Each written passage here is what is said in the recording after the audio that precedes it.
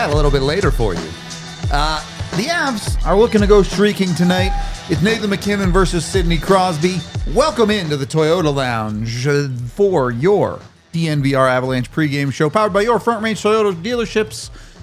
Jump in, get ready. There is a hockey game tonight. It certainly is silly season going on outside of this hockey game right now. Trades galore, pieces falling off of the board, whether it's Trent Frederick going to Edmonton or Jake Evans staying in Montreal, which I don't know. Maybe Jake Evans is still movable. Who knows? But probably not. No. Honestly, that contract's not even that bad. But No, it's fine. Probably not an option for the Avs anymore. Not for today's show, though. Today, the Avs are taking on the Pittsburgh Penguins. Wedgwood getting the start in net. Lindgren expected to play on that defense. Not expected. He's going to play on that defense. Other than that, lineup expected to be the same, but we don't have official confirmation on that yet, so we'll get that to you when we have it. Look, Pittsburgh, not a great team.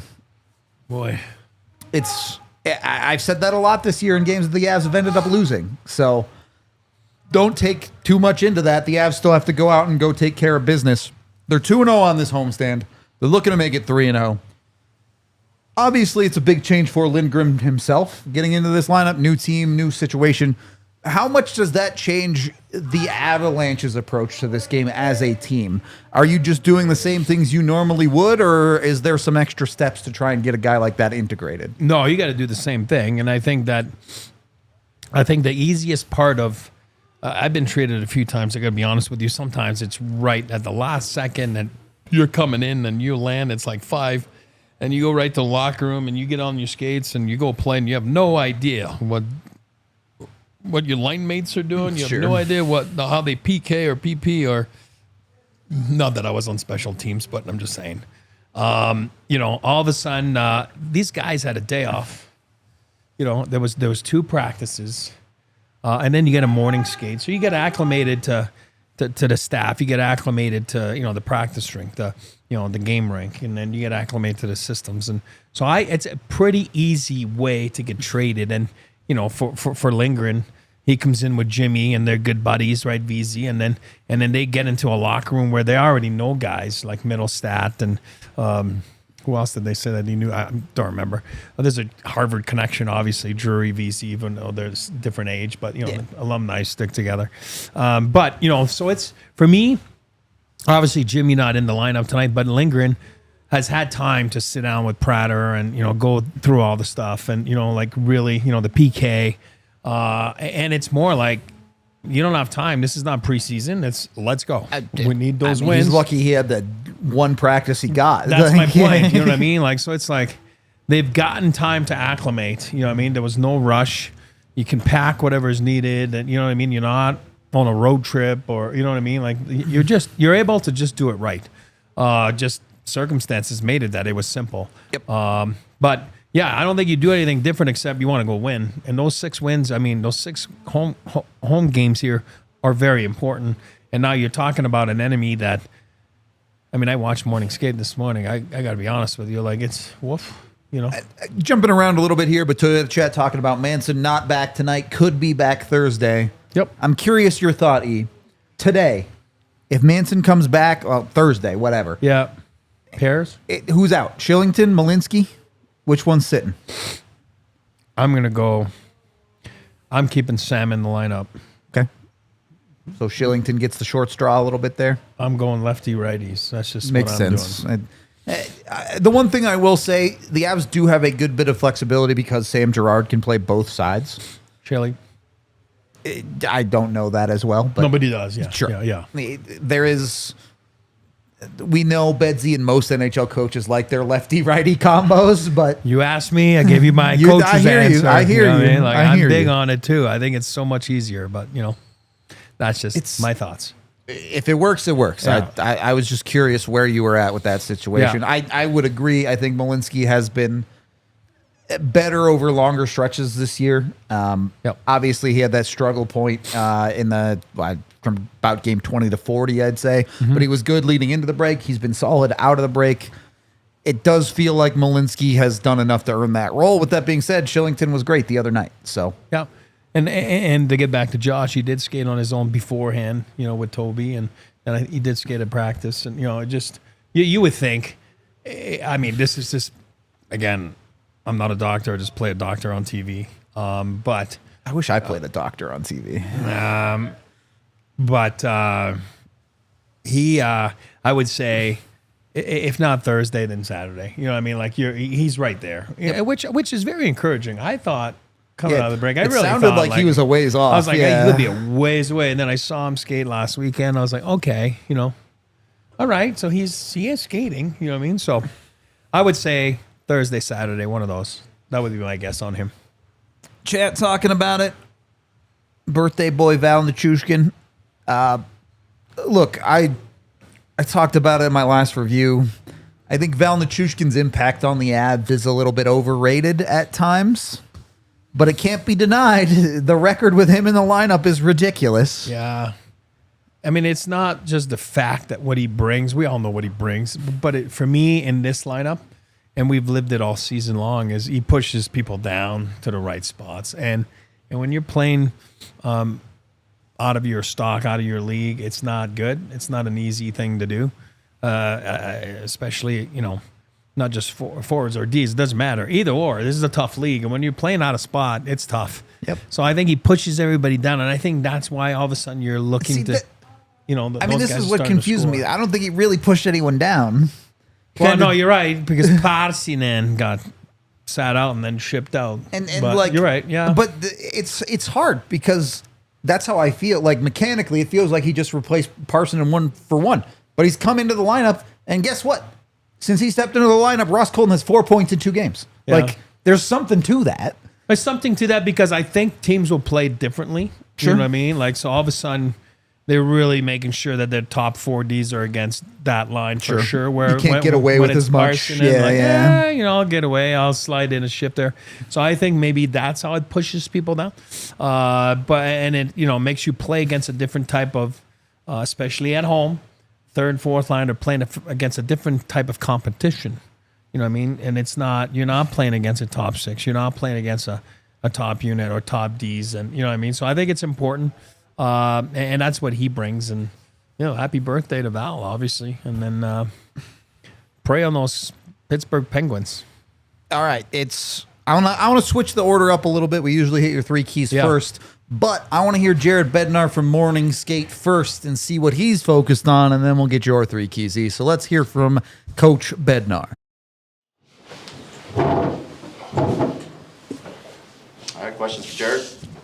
Moving into game day, was it nice to have a day off, a couple days of practice? You get some new guys in, get them up to speed a little bit. Well, yeah, I think especially when you're adding new guys into the mix, you're not just you have time. They have time to get acclimated, kind of settled. Number one, they're traveling cross country, and then it'd be nice to get them the practice reps and kind of explain a couple systems with them without force feeding them. So that part of it was nice. I also think just you're not whenever you can take advantage of a couple good practice days like that and kind of tighten up some details and get guys talking and working and having fun and feeling good about their game. We're not this time of year you're not going to see a lot of practice time. So this 6-game homestand with the little break in between, let all the teams catch up to us in games played and then move on from here, I think was really important for our team. Ryan Lindgren and Jimmy VC, are they both playing tonight? Lindgren's playing, VC's not playing tonight. Josh was out there this morning, 2nd day in a row. It looked like he was kind of fully participating. Is he going tonight? He's not going tonight. Yeah, getting close though. Anything specific you want to see from Lindgren in his debut? I just want him to play to his strengths. I mean, we know what he is as a player. There's a lot of things that we really like there, and I think he can provide the physicality. I think part of the strength of his game is defending D-zone coverage, below the tops of circles, closing plays out, being strong net front player. And then he also adds a little offensive ability, especially when it comes to the offensive zone, getting his shot through. Like so many of the goals now, especially this time of the year, are going to be scored within a 10-foot radius of the crease, and you got to be able to deliver pucks there and get them there and get some traffic there, and I think he can help with that. Shalinski and Malinsky and Shillington. Can you say which one is coming out tonight? Malinsky and Shillington are both playing tonight. Are they gonna be together? No. Coach, how much, when you talk about this guy in the back end coming in, as a coach, how much snarl do you want for your club? How do you gauge the snarl factor and where it should be?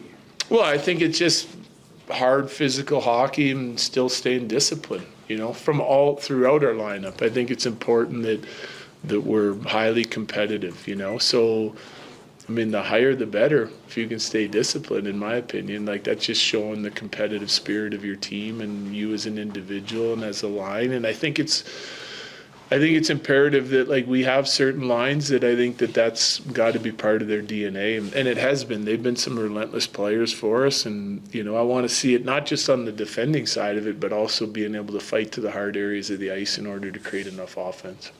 So you guys sit pretty comfortably in a wild card spot, but are still trying to climb. Is this maybe a position for your group that you guys like, because you maybe do have to dial up that intensity in a different way than you've had to in seasons past? So we've talked about this. I think you're, like, the years we were finishing, first overall, second overall, first in the division, and, with sort of like our position already wrapped up, you're always trying to drive the intensity and the urgency out of your group, because when it flips to playoffs, the team you're playing has been playing playoff hockey trying to get in for a month, okay?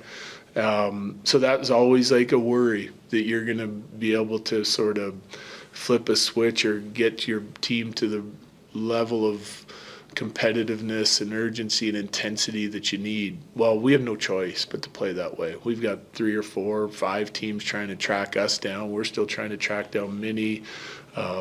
So every game we play till the end of the year is going to be an important game, right? So I don't think that hurts you as long as you're not killing. I think it can help you as long as you're not killing your guys with ice time. And we've added some depth here recently at both forward position and D position, and you kind of saw just with Val coming back and getting healthy that all of a sudden our forward minutes have balanced out to, like, right to a really good spot in these games. So as long as that remains the case, then I think this could be really good for us. The elite players try to find one aspect of their game to kind of hone and make better. What MacKinnon, what is maybe one aspect of this game he's taken to just a whole different level that maybe you hadn't seen, or maybe? Yeah, I don't know that there's a bunch of difference in his game from last year to this year, but over the years making incremental improvements I just think it's incremental improvements in a bunch of different areas of his game. But this year, I think his faceoffs has really kind of helped possession, so it's been an area that I always felt he could be really strong in, as long as he was putting the right amount of importance on that. And this year, especially since, Mikko's been gone, he's been taking draws on both sides and been doing a really nice job. So I think that helps. But yeah, I honestly think it's just him pushing in all areas of his game to be, a well-balanced player, both offensively and defensively. There's a ceremonial puck drop tonight involving a survivor from the Humboldt crash. Yeah. I know you have some personal connections to that, and you were showing Yeah. around the building a little bit. What does it mean to you to have them honored in that way tonight? Yeah, I think it's great. It's great to see him and see him doing well. Like, Lane's had a tough go since the accident, right? He had a traumatic brain injury. And my first couple of years of my tournament, he was, couldn't really talk, and he's kind of had to relearn a lot of different things that we take for granted as people, and hadn't seen him for a while at some of the tournaments. And he shows up last night at my house and comes in for a beer, and we're having a chat, and he's doing great. He was super excited. Like, it just kind of happened, like Dog Nation brought him in for this trip, and he's going to participate in hockey heels tomorrow and get on the ice and drop the puck tonight. But he's super excited because his 2 favorite players are Crosby and MacKinnon, right? So he just met Nate and Kale in the hallway and some of our other guys, and he's going to get down, and Sid's going to be nice enough to take a few moments and meet him. And I think it means a lot. He's a big hockey fan. He's coaching now in minor hockey in PA, and he has a great love for the game. And so to see him kind of being able to meet some of the guys that he looks up to on the ice is awesome, and it's just great to see him doing well and his family doing well. A few last ones, go ahead. Jared, obviously the fans want to see it, Nate versus Sid. Is it something that you want to see, especially with the last change? And I guess more importantly, is that what Nate wants, is to be matched up against Sid? I think he does, yeah. I think they both do, I'm guessing. And so, yeah, like we've always, I shouldn't say always, but we play Nate against other teams' top guys a lot.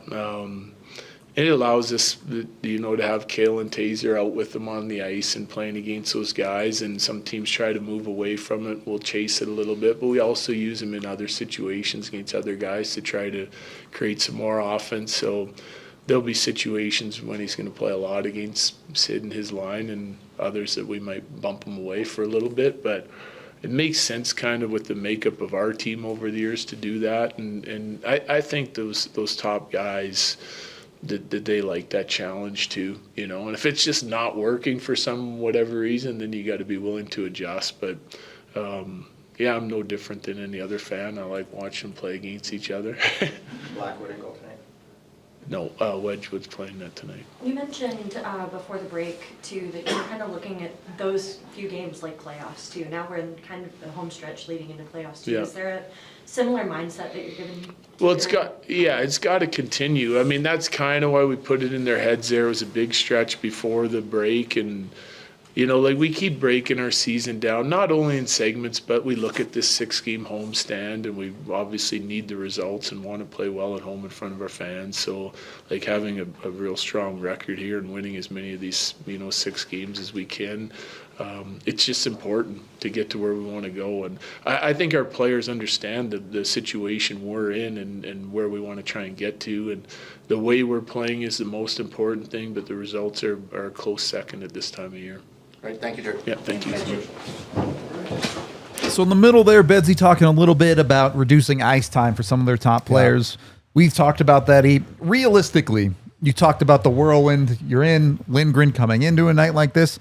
Can you expect Lindgren to cut some of those minutes away from a Makar and Taves tonight? Or is this we'll work him into it over the next couple of weeks type of situation? No, I think this guy's used to, you got to remember, whether he's a top pairing guy or whether he was a good partner to Fox, we all know that, first of all, everybody was wrong this year on the back end for the New York honestly, Rangers. The whole team is struggled that's what I mean. this year. Yeah. No, is he a top pair guy? Yeah, maybe not. But at the end of the day, he's a guy that can eat minutes.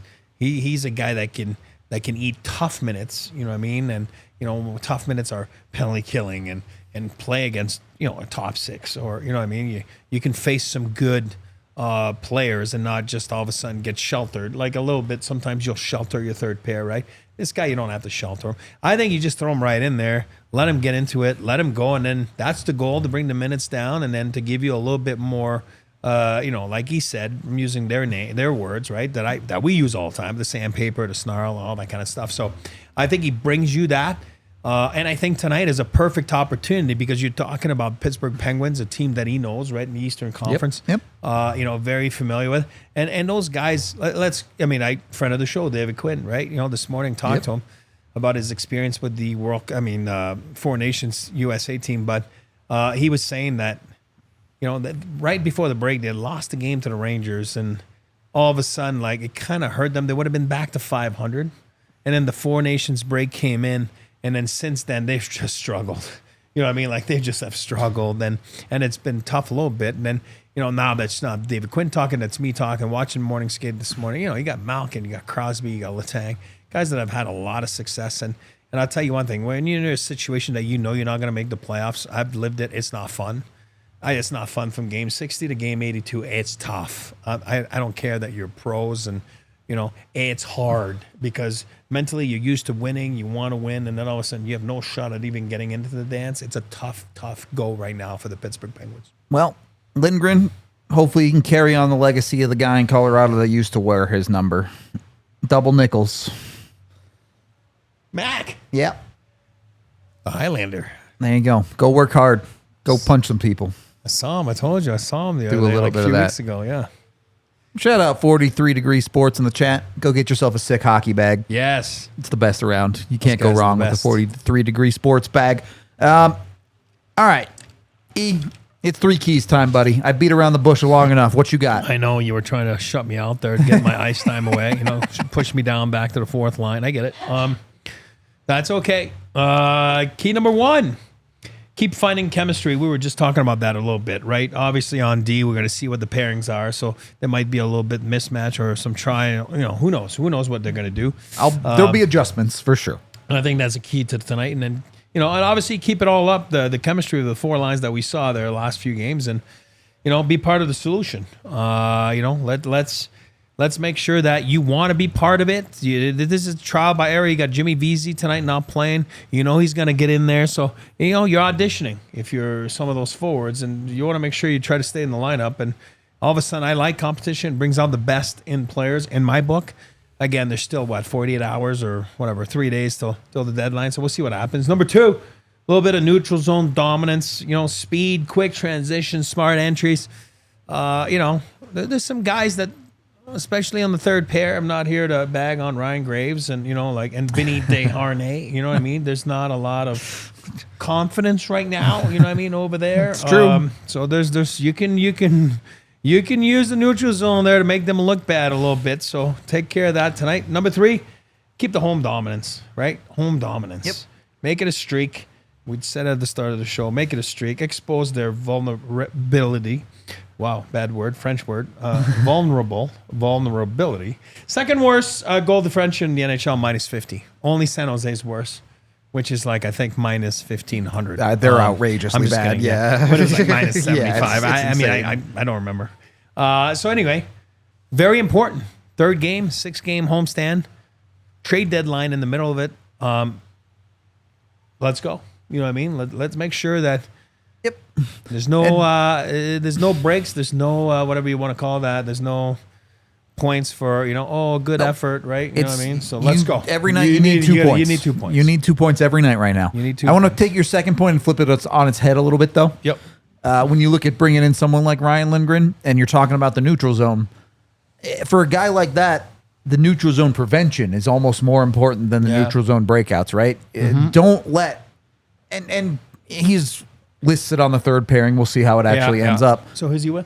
Officially, he's listed with Malinsky, that's and what it's Shillington and Girard. But we'll see. Yeah. We'll see how it changes over the night. But when you look at a team like Pittsburgh, especially if you're on the 3rd pairing, you're probably not going to get a ton of shifts against the Crosbys of the world, the Malkins of the world. Yeah.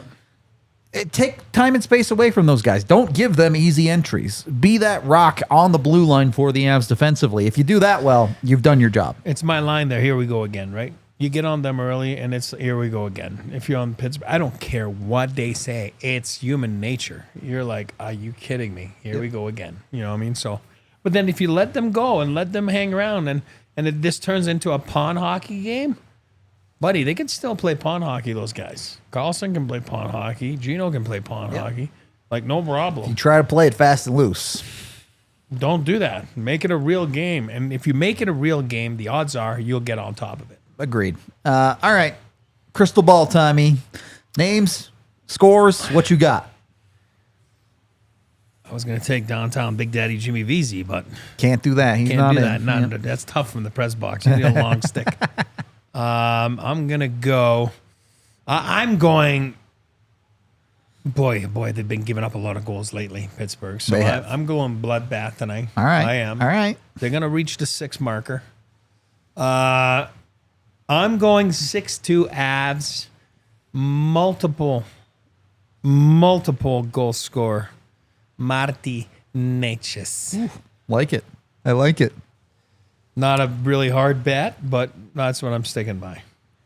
I'm not quite that optimistic on the offensive side. I like the defensive side. I think Pittsburgh lacks the depth. I'm going 4-zip. All right. Wedgie with the shutout. Yep. Bounce back. Home Depot I mean, he really brothers. didn't play that bad last game, but No, yeah, he had no. I mean, yeah, it was exactly. tough, yeah. But I think he's going to lock it down tonight. We got some high scores in the chat. I am going to take kind of a cop-out answer, but I like that right there. I'm taking Big Val. I don't know about for a trick, but I know. I got to give up now. It's going to cost me too much money. yeah. Every game, $10. I'm going Big Val on this one. I think he's going to produce again. As much as the numbers I think are maybe a little bit misleading, you cannot deny Val Nichushkin's impact on this team is massive when he's in the lineup, and he is that good. He's absolutely that good, which brings me in to my pregame picks. Brought picks. Brought to you by Bet365, where, of course, things are never ordinary like my pronunciations, apparently. Look, I think the Avs should be poised to be in a good position in this one. I do think it might start a little bit slow, though. I think you are looking to get comfortable if you're Colorado with a little bit of change to your lineup. Pittsburgh is just not very good. I'm taking the Nichushkin power play point, though. Plus 300 for a Nichushkin power play Hopefully point. he's on the top one. I love Lecky. I know they've been like flipping them back and forth, but when Nichushkin's out there on the power play, they're like 3 for 4 or something crazy since he's come back. It's been really, really good. And then you can get the boosted parlay. Take Colorado to win, take Mac to score, and take McCarr to get an assist. Plus 260. Jump in on it. Make sure you're putting your bets in with Bet365. Get over there. Of course, when you do gamble with Bet365, you must be 21 or older, physically located in Colorado. And if you or someone you know has a gambling problem, call or text 1-800-GAMBLER. All righty. When you look at games like these, obviously there's a way you want things to go. Obviously, you believe the Avs are a better team, yada, yada, yada. We've talked about that a lot of times this year, and at times they've certainly failed to produce when it comes to games like that. How do the Avs avoid falling into the trap or playing down to their competition in a game like this? We used to. It's funny because I want to say after, I don't remember what years, but when I retired and then just started working in the front office, and I remember like we used to get, because it was the pre-scouting used to be so much, and like it was kind of new, and you were worrying so much about the other team, and I remember having a meeting one time and the coaches, and we're like, it's what we do. It's what we do. Let's not worry about the other side. Let them worry about us. It doesn't matter if it's a team that's struggling like Pittsburgh Penguins or you're playing the Winnipeg Jets tonight. It's what we do, and we made up a little cards and put that in our wallets, and everybody had that. It's what we do, and it's funny because it's exactly the question you're asking. I think until the end of the season right now, it's what we do.